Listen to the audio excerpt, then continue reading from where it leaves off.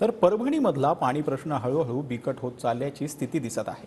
जिल्ह्यातील प्रमुख प्रकल्प असलेल्या येलदरी जलाशयात केवळ 30% पाणीसाठा शिल्लक असून दुसरीकडे लहान प्रकल्प जवळपास कोरडे ठाक पडलेले आहेत। दरम्यान जिल्ह्यातील सद्यस्थिती पाहता येणाऱ्या दिवसात परभणीकरांना पाणी संकटाचा सामना करावा लागण्याची शक्यता जी आहे ती निर्माण झाली आहे।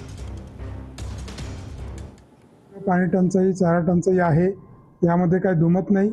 या पार्श्वभूमीवर परभणी जिल्ह्यात आता 5 टँकर सुरू आहेत आणि 39 विहिरींचं आपण अधिग्रहण केलेलं आहे। या 39 पैकी 5 विहिरी या 5 टँकर भरण्यासाठी वापरतो आणि उर्वरित ज्या 34 विहिरी आहेत ते लोक त्या विहिरीवरती जाऊन पाणी घेत आहेत। त्याचबरोबर धरणांची परिस्थिती अतिशय गंभीर आहे। यामध्ये सिद्धेश्वर डॅम आणि येलदरी डॅम या डॅममध्येच पाणी आहे। त्यामध्ये येलदरी डॅम 30% पाणी त्याच्यात आहे आणि सिद्धेश्वरमध्ये 11% पाणी आहे। बाकी डॅम कोरडे पडलेले आहेत।